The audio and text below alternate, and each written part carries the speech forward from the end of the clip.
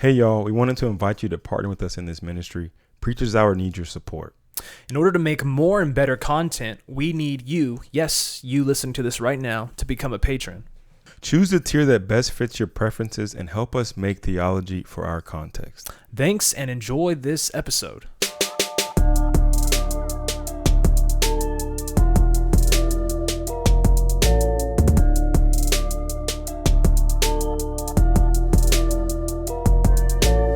All right, guys, welcome back. This is part 2 with our brother Yuya. What's if you didn't going on, watch guys? part 1, I feel bad for you. You need to go back and watch it. It was amazing. So we're going to actually get into some of our questions here. We learned a lot about Yuya and his wife. Yeah. I'm just fascinated. That's another time. So we're going to get into more of like Yuya's perspective on the American church. And we got a few questions lined up. We did send these to you ahead of time, so you don't have to worry about saying that. Mm-hmm. But we didn't want to hear his answers ahead of time. So we're going to be hearing them for the first time along with you guys right now. So first question, Yuya, can you share your initial impressions of American churches compared to those in Japan? What aspects of the American church culture stood out to you during your time here? Right. So my wife and I have been to a few different churches in town. So the church now we attend regularly is a church of belonging to Mennonite Brethren congregation, which we are from Mennonite Brethren in Japan, so it's really familiar. Okay. But the very first church we went to was a very, I would say, American church because of the national flag in the sanctuary. And also outside the church building.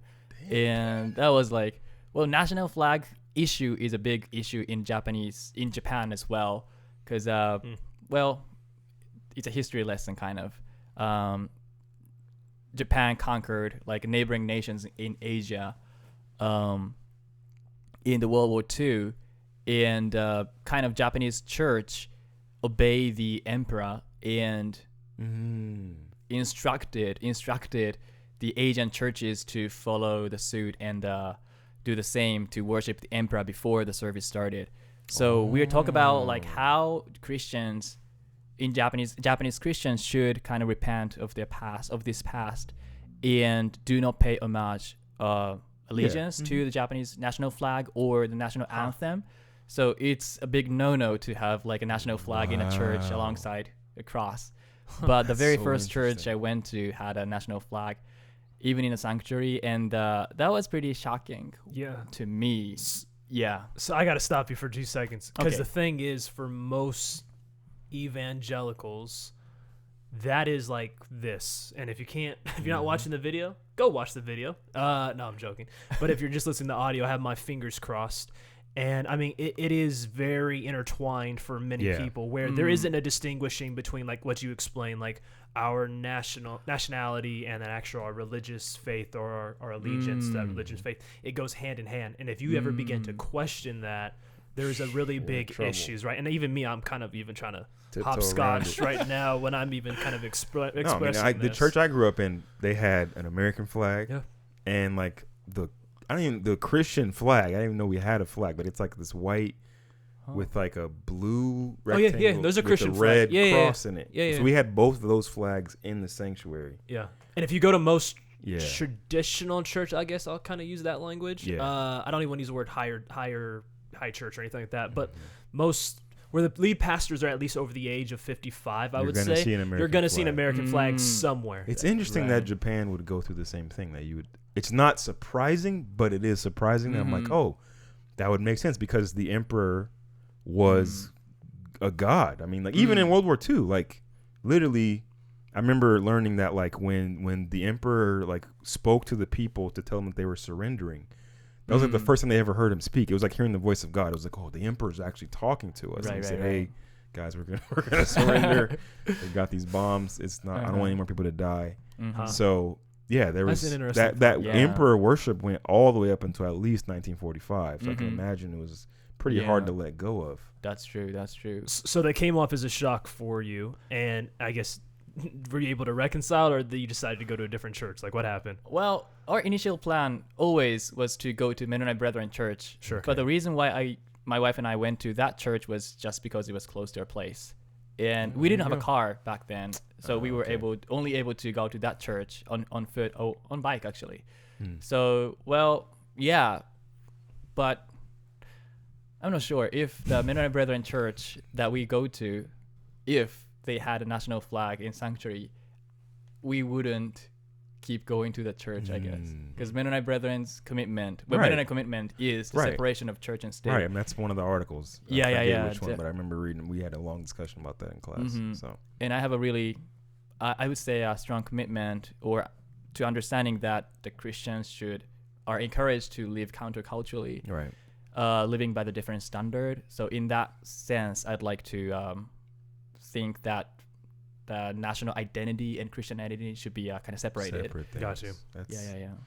I agree with that. I think it's interesting that we've, in American culture in church, because we have a lot of cultural Christianity, you really don't think about like how much American patriotism is kind of like woven in, and you wouldn't think anything of having an American flag in the church, but it's like, you know, I got to the point where I was a middle school teacher, and it was probably like halfway through my career where I stopped saying, and I'm about to sound real bad to some people, but I stopped saying the Pledge of Allegiance in the morning. And I stopped making my students, I used to be like, guys, stand up, respect the flag.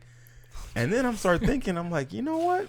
You make a choice, it's fine. I would stand and I would kind of like face the flag. I wouldn't say anything, but I'm not going to be rude. I'm still American.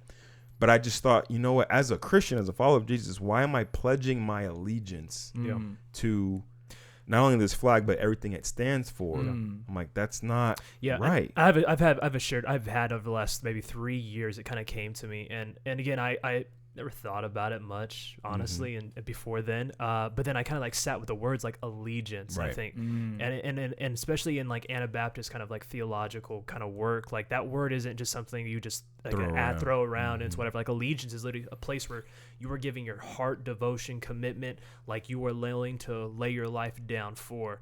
And in the Pledge of Allegiance, I pledge my allegiance to the flag, and it's like, and to the republic for which this flag stands. I'm pledging my allegiance to that republic. And for me, I had just some tension. And I remember actually it was like maybe 3 years ago, me and Sienna, actually I don't want to say exactly where we were at, but we were at a sporting event of some sort.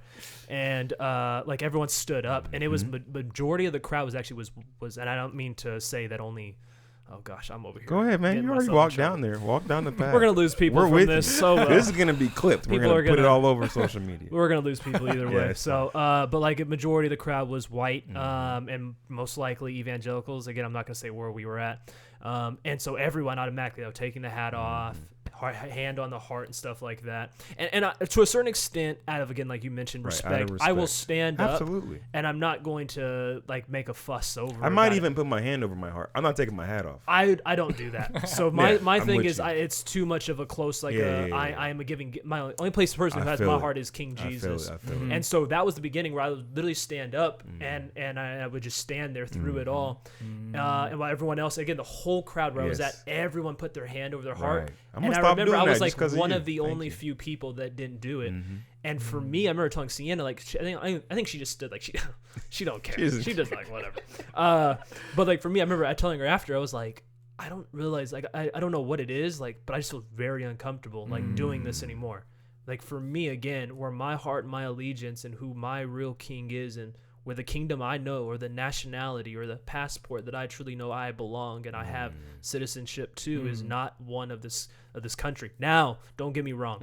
I'm a very appreciative of every, whether it be local, all the way to federal people who serve, right? So I have a high, and there's even people who I know quite literally who've like lost their life because they were like, because of I'm such a strong belief in serving other people, I'm going to go do this for other people. Right. So I have a huge respect for that, and that's why even to the point where I'm kind of like trying to find the middle ground between this, because I'm very appreciative of living in the States. I've gotten the opportunity to travel different places in the world. Like I understand that privilege in it. So I definitely am not bashing that, but I do think we need to have a balance when we say where's Who my is our ultimate allegiance? allegiance to? That's Because if right. it does Right, come right. to a point where it's like pick between the U.S. and Jesus, and it's like Picking Jesus. it's gonna be hard, but I'm gonna try. Yeah. Mm. Amen. Sorry, Ding, I went on a tangent, That was guys. good, My man. bad. Preach we it all. We got Yuya here. My Yeah, bad. Preach it all. Okay. I think we're good on that question. That was good. Well, Anything else you you had. I wanted think to you say? had Oh, other yeah, things. that Oh was yeah, listed go ahead, there. go ahead, go ahead. My go bad. ahead. I So- took one and I ran with it. Yeah, and also we went to, well, sometimes we go to this mega church just because our Japanese friend go to that church. Well, I said Japanese friend, but they're significantly older and more experienced than us. I wouldn't got say it. friend in Japanese, Right. but You got to be more respectful of that. yeah, I don't have like a better word, so I would say friend. But and they kind of like help us in a many different ways. And so we sometimes go to this mega church, congregation of like, I forgot the number, but like 5,000. Oh, that's a mega maybe? church. That's yes. a really. You said huge it's here in church. Fresno. I think it's in it's in Clovis. I just don't Okay. remember. No, I don't. I don't want You you don't to need say to the go name. any further. Yeah. It's in the valley. Yeah, it's in the You valley. know, then you know. Right. So the Okay. mega church is something that we have never really Right, because it experienced wouldn't be in Japan. Right, Yeah. that makes sense. Like a big church in the Japanese, by the Japanese standard, it would be like a congregation of 100. That would be easily a big Mega church in Japan. Wow. So the mega church that we went to had a really interesting thing going on. Like worship was great, and the light, not just light, the smoke was also there. And I was like, oh, Yeah, we can't say no names. On this. Listen. It's- No, we talking about this. No, we'll talk about it. I know. But Do not say the Do church. not say the church. Yeah, I please. don't say But the church. we definitely talking about this. Go ahead. continue. Yeah, but I'm not really sure. Oh well, I mean, I hear many bad stories about Yes, mega church in the yes, U.S. Yes. But I see that people are trying to change, I guess, at mega church. The one thing I liked about that mega church was that they encourage people to form small groups Yeah. so that people do not fall out That's of good. the circle of support. So I think, well, one criticism I hear about the U.S. Christianity is that it's really individualistic Correct. and future oriented, but the Not church, present oriented. What would Like you as guys far mean? we're going to heaven, and that's you're good. Like the theology. Yeah, or like theology like the future thought. oriented Okay. versus Oh, like what okay, are we okay. doing right now with people yeah, like suffering. your relationship between you and God is the like only thing Yeah. that matters. That's like how individually. Right. Got you. Instead faith of the that me- horizontal. Yeah. Right, But right, this right. church encourages people to form a small group of like 10 people, so that they can like care for each other. And when our a Japanese friend, got sick, some people came to visit her and provide food. And I really like that.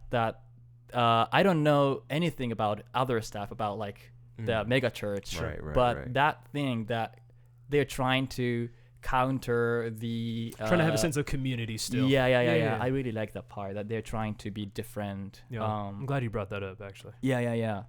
And yeah, about the church that we attend now, Mennonite Brethren Church in Japan, it's not really significantly different from what we were used to in Japan.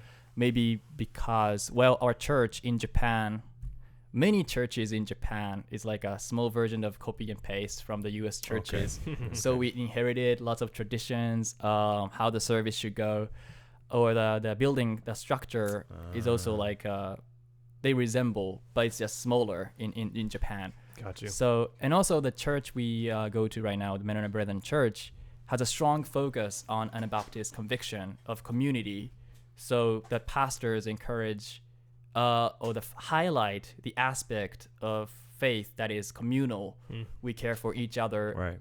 And so I really like that part of, I don't really have like a negative view about American church right now. So that's the first impression that I have.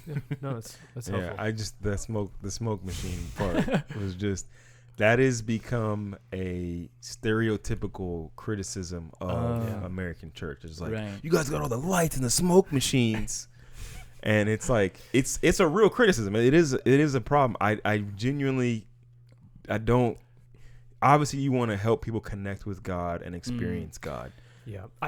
But I'm sure. How about this? Go ahead. Because the last couple of years, and this is offline. I've been, and those who really like actually do life with me, know how I've literally told people like I've been humbled over the last couple of years because of kind of what I do outside with Youth for Christ and working with a whole lot of churches in our community. I had a lot of judgment, I realized, a lot of biases, a lot of hateful thoughts, maybe even too. And God quickly over the years has humbled me to realize, oh no, he works in all of these different spaces, right? So we can look at the mega church and we can point at a lot of different things, right? So I think what millennials were trying to do, and I mean older millennials now, we're trying to do in incorporating these things into worship's practices is one, they would say, if God has really called us to, like, if we are God's creation and he has called us to, in a sense, to like excellence, that means that we should want to be able to produce that excellence in all different areas. So not just through preaching and teaching, but even through like the audio and visuals and stuff like that. So if these things are our access, why not use these to be able to glorify God, right? And I think there's some validity behind that, even though there's some things that I don't know if I'm fully comfortable. Does it have to cost $100,000 when you can help people? Yeah. And I'm not fully comfortable with, right? And I would even say also as well, part of like trying to be relevant, if we can use that language, I don't think that's a bad thing. Because I think it's always this. I think there is even things that we are doing to counteract the negative experiences we've had in church or things we don't want to produce. We will be 15 years removed or 20 years later down, and then we'll look back and have like people, the younger generations, are ourselves critiquing what we screwed up, right? That's true. And I think it's just this giant cycle we have to make sure we're aware of, in the sense of it's always us trying to fix some things that necessarily happened before, or we weren't necessarily pleased with, or we felt like was off-putting. I think for most of the part, intentions are good, but we also have to be honest, like you had mentioned, where maybe this really isn't God. This is more so a personal preference. Or maybe this was just for, like you said, this is just for us, right? Like this is something that millennials needed, or you were like. But I just saw an article that all Gen Z, the oldest ones, just turned 27. So you're Gen Z. You're the top of Gen Z. 96 is I was born. And they always say I'm the very last millennial. Okay. So I'm you're a middle child. Actually, no, I'll be honest. There's some studies that even say I'm in the in-between. And so I don't fit necessarily in one category. Anyway. Y'all don't care about that. I do think that we will look back in 15 years and we will be like, we were doing the best we could. Yeah. I hope that our generation, when we're 50, 60, 70 years old, we're a lot more sympathetic to the ones that are coming after us, because rather than what we got, which was like, that's not God and that's not church and you're doing it wrong. I hope we can be like, you know what? You guys are trying to find God and experience just like we were trying to do. This is different than how we would do it, but like we're here to help you and support you in any way that we can and let you guys kind of take this thing and go where you want. So very good point. Anything else on this question? Right. Some aspects that stood out about the American church culture. Well, it's definitely more casual in terms of like dressing, clothes. Yes, it is. Yeah. Come to TG, you will be like, do you guys care at all? Right. That's well, hilarious. I've never seen a Japanese pastor preaching on Sunday in Japan who have no ties. Well, in summer they remove the tie, but the expectations that they wear suit in black or gray or a modest color, and then wear tie. And some church expect the lay people to be the same. At least wear like a shirt with a color, or you are not supposed to come to church with like a shorts. Oh yeah, because that looks too casual. Knees apparently are off limits for men. That's what I found out over the years in church spaces. So ladies, if you can affirm that, knees are just a no-go in church. You showing her knees, right? Or if you go to like a really white church, like they got the toes out too, even as well in the summer. Flip flops. You're in thongs. There you go, bro. So the historically black African American church is. You have to wear a suit. Yep. Oh, really? If you don't like what you wear to church is a huge topic of discussion, and it's something that we often criticize of, like, you over here policing people's clothes, but like you had to wear a suit because it was seen as like you're coming to God's house and you're not going to wear your best. But there's also reasoning behind the history, Yes, even in of that. course. Okay. It goes back to like Reconstruction and Jim Crow and like just black people trying to better themselves. The black community was weird. Feel a sense of like worth and like, you know what, this is the only time that we can dress up and kind of be seen as like we are somebody. I mean, it's bringing dignity back. So it was that's like the word I'm looking for. In the everyday community, if you don't want to bring, and it was specifically, I hate to say like men, like if you don't want to bring our men specifically the dignity and identity that they deserve, then we're going to give it to them. Yeah. So Sunday was a one time of the week where we felt dignified, which is why now that was carried over into church today. Yeah, probably transformed to something a little bit different. It turned into like something more of like kind of legalistic. Right. And so I remember growing up in church, and I remember thinking, if I leave this church, I'm never tucking my shirt in ever again.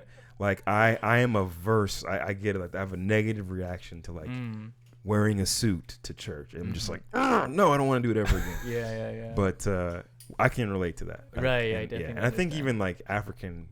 Like in Africa culture, it's like if you if you don't wear a suit, they don't think you're I a pastor. I couldn't go preach over there. You're not a without pastor if you don't. Oh, really? And if a woman has tattoos in Africa, you're basically a prostitute. Wow. Like even if you dress very nice, like there's a lot of very culture in general. Culturally. Whoa. So yeah. Wow. Do Japanese people? Do you guys do tattoos or no? Is that, no. Yeah. Well, it's changing, I guess. But tattoos in Japanese culture have always been associated with yakuza. Like Japanese gang, which is the mafia, the Japanese version of the mafia is the yakuza. So hot springs and public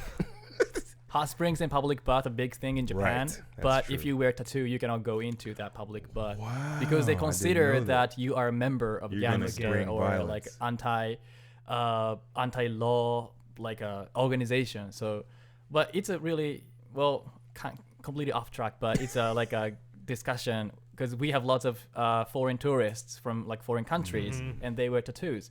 Are they allowed not to come into like a public bath? Because clearly they're not a member of the Japanese yakuza. So we talk about this a lot, but generally wearing a tattoo, we even had this impression that when I first saw a friend wearing lots of tattoo, is he a part of like gang members or? I was not sure. There are pastors here. What happened when you see your pastor have a whole sleeve? Yeah, that would be scandalous. So wait a minute. That was after you started following Jesus? Yeah. Definitely. Oh, that's funny. Yeah, that's something. Yeah. Huh. Yeah, sorry. I don't even know if I want to go on that tangent now. Right. Another good thing about American church. Can I share about this? No, please. Yeah, maybe because of the church we go to is belongs to Men and Brethren Conference. They have a strong focus on community, and they have a life group, so-called life group, and they encourage. Well, we meet outside church as well, a people's house, and that's something that we don't really have in a Japanese church culture. And so my wife and I attended a Japanese Christian conference at the end of 2023, and that was the conference called Equiper Conference. The idea is to equip newly born Japanese Christian so that when they go back to Japan, they can keep going to church, connected to the Lord and the community. Because lots of people, after coming to the U.S., like to study the universities in the U.S., they're introduced to American church, but the experience they have in the American church and those in the Japanese church is drastically different. And one of the things that the Japanese people who became a Christian in the U.S. liked is about this life group that takes place outside church on weekdays. Right. And because we don't have that connection in Japanese church, many people feel feel like isolated from the community. And so it's a struggle for lots of so-called returnees Japanese Christian. And and my wife is also we are both welcome into this life group, and we benefit greatly from the conversation and the support. Right. Even once when we didn't have a car, there is one Christian, a member from that life group, who suggested that we can use their car. Wow. They have an extra car, and that's helped us a lot. Yeah. And this life group, small group thing is definitely the great thing that you guys have in the U.S. churches. That is so interesting because So help me understand, and maybe other people are thinking the same thing. So Japanese culture is like communal, but there's so few. Not only is there so few Christians, but Christianity's so kind of like suspicious. You kind of can only meet on Sunday at church, right? So to kind of do it in someone's home would be very like, well, what are you guys doing? Okay, I'm assuming. And also the thing is, Japanese people are too busy on weekdays. Yeah, we work overtime. Listen, John. Yeah, I know what you guys go. South Korean and Japanese culture. You think you work hard in America? They be working 90-hour weeks like it's nothing. Right. Yeah, that's a very good point. So, but I have a question though. So, do you feel like I guess just naturally in Japanese culture, like, are people more open to share about like what's really going on in their lives? So, like, if they were to form small groups in Japan or whatever city specifically, like, would they be as open as people in the States to be like, yeah, I'm struggling with X, Y, Z? That's a really good question. I think it takes a lot of time for us to open up ourselves. So, but the importance of having this life group, small group regularly is tremendous, so that we can trust each other and we can share life struggles. But unfortunately, in many churches in Japan, because we don't have this kind of life group occurring outside church, like occurring on other days rather than like Sunday, we find it pretty difficult to share our weaknesses or shame or the struggles with even church members. If you have a close friend at church, you will be able to trust that person and share the struggle. But yeah, things are not really in that way easy in Japanese churches. But what I was gonna say is, like, small group like culture in America, at least in the Valley, like it kind of has like a negative connotation a little bit, because we're always like trying to do it better. We feel like it's not good enough, or like we're always trying to like, we gotta have like real actual small groups, and sometimes small group can be like a bad word. Oh, really? Where it's it gets critiqued often. It's like, not like, you're it's like, you have small groups, okay, like that's cute. Oh, like, life groups, like it becomes like this like negative connotation usually. Even and so it's interesting to hear. I hear you guys like, it's such a positive thing, because I can imagine like not having anything like that. Having something's better than nothing. So we should be more appreciative of what we have.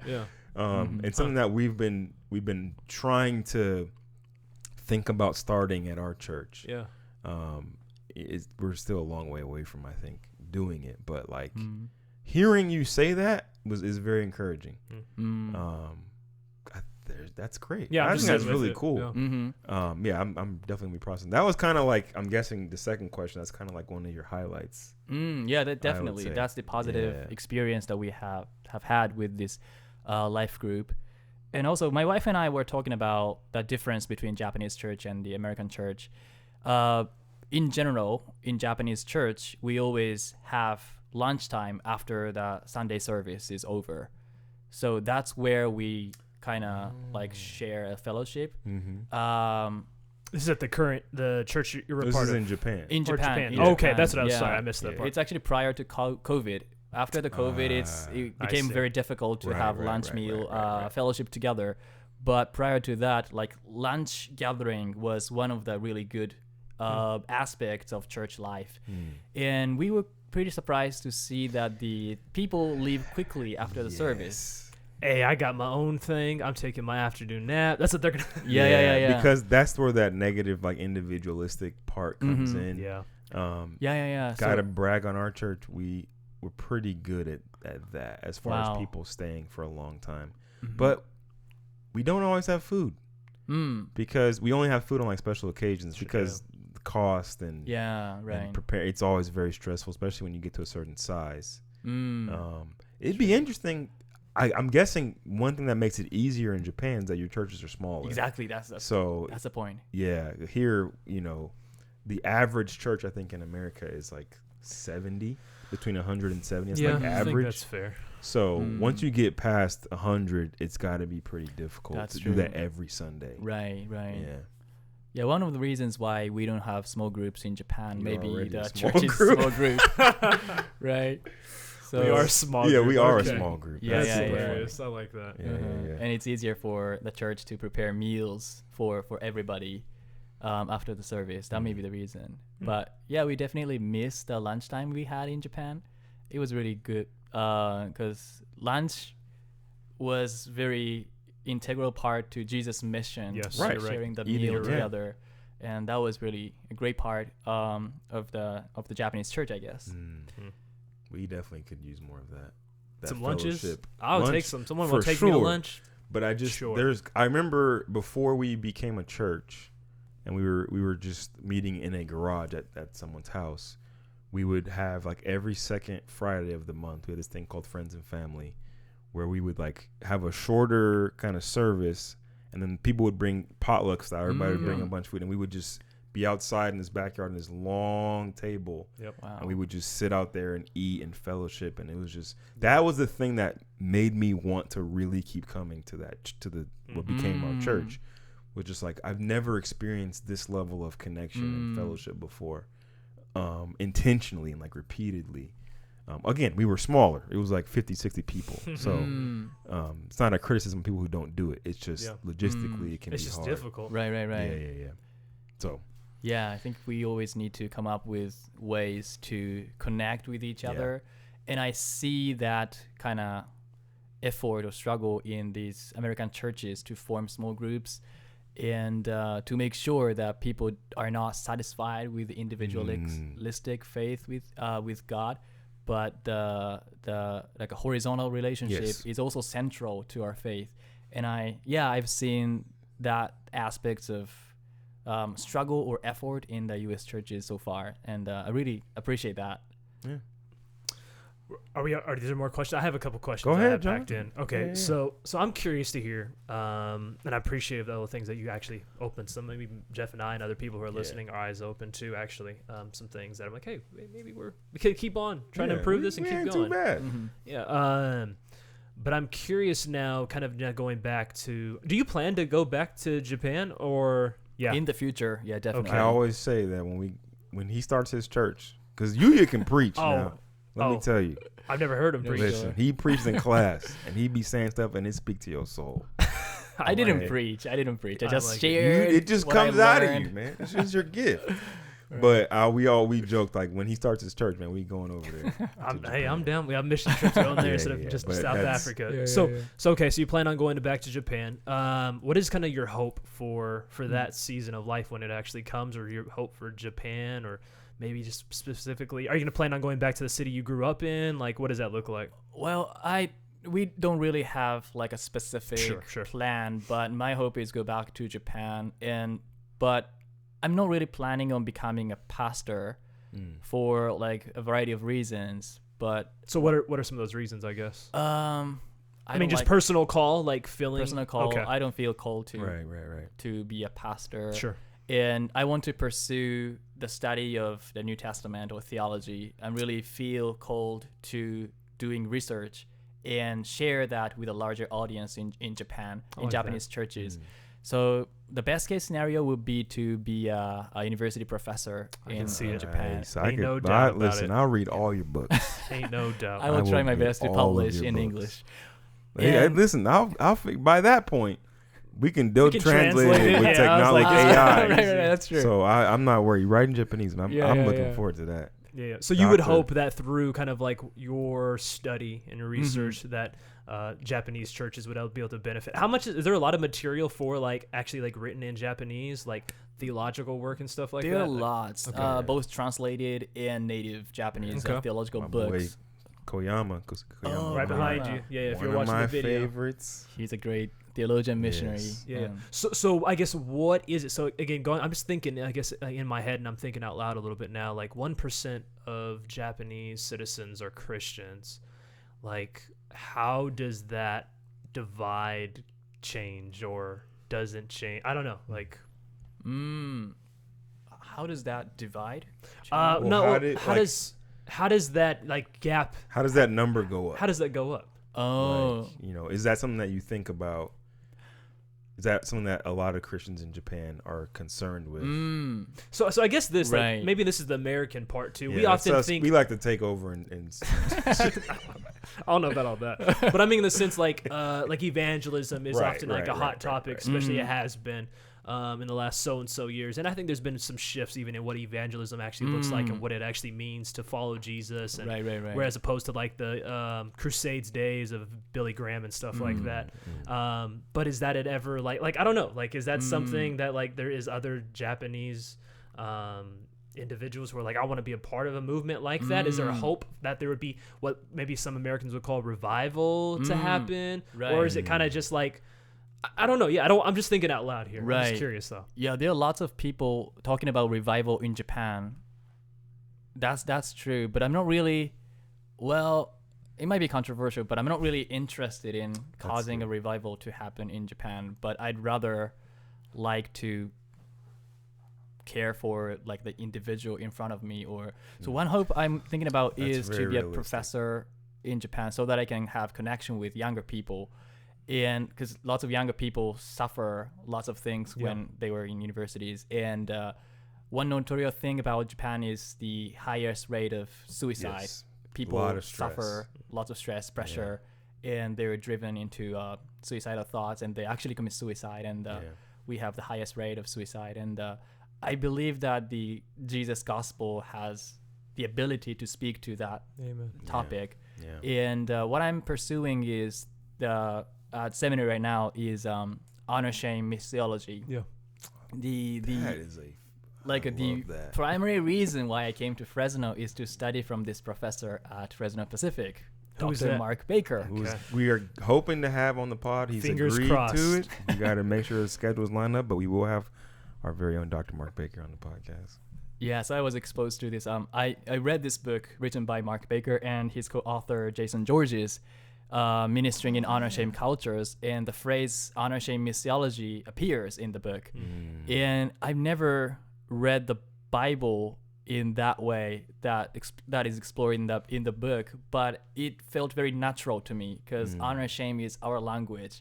What we fear is to be shamed in front of others, and we strive for honor in front of people. And I think that's one of the reasons why people feel pressured and to the point of wanting to commit suicide.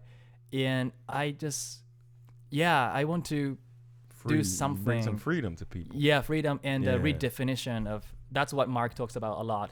Jesus doesn't deny all the honor, he redefined the honor code. How honor you shame get code. honor is by serving others. Yeah. Man, it's so interesting that you received Christianity from Americans who come from a guilt innocence lens, not realizing that the faith that they are bringing to you is an honor shame, comes from an honor shame culture. So like they weren't able to communicate it to you in a way that like would directly connect with your culture. They kind of missed an opportunity there. Probably doing some suitcase theology. Don't worry about that, guys. If you don't know what that is, but that's fascinating. I think I can definitely see that you are called to that. Yeah. And I'm gonna be one of your biggest fans. I already am. But I think that is a powerful thing. You're seeing a need that needs to be met. And I think you're already very well equipped to meet that need. Yeah. That's fascinating. Yeah. That's cool. So how about this as we close up here, as we wrap up? Sorry. I'm over there thinking like when we said some things the other day, or I was in class, sorry, I'm over going, rambling off, and I realized we're actually recording. So I'll say some phrases, and I'm like, wait, what do you mean wrap up? And it's like, it's an American thing to only say. Anyway, as we finish up here, is there anything that you would like to share? Maybe some concluding thoughts? Concluding thought. Well, I'd like to say that, as you already mentioned, that there are lots of things, I guess, that are criticized within the U.S. church culture. Yeah. But from the outside perspective, there are lots of good things in these practices. And I'd like to say that my wife and I have been benefiting from let's say the small group, life group, that the people are, I think, trying to overcome the individualistic Christianity so that they can be more communal, collectivistic, to care for each other. Yeah.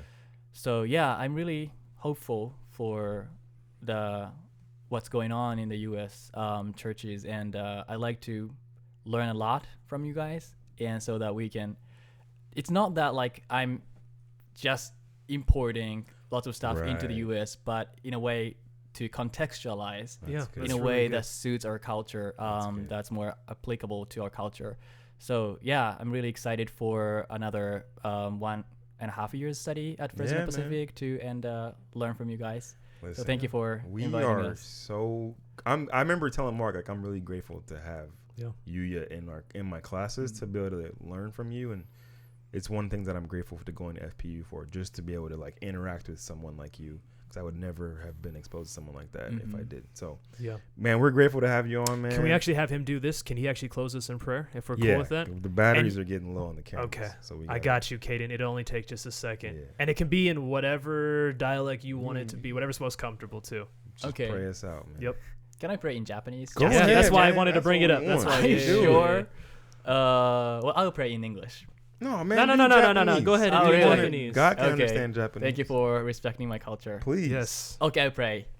恵み深い天の神様、今日ジェフとジョンとこうして、ポッドキャストの収録しました。本当にあなたがこの機会を備えてくださったことありがとうございます。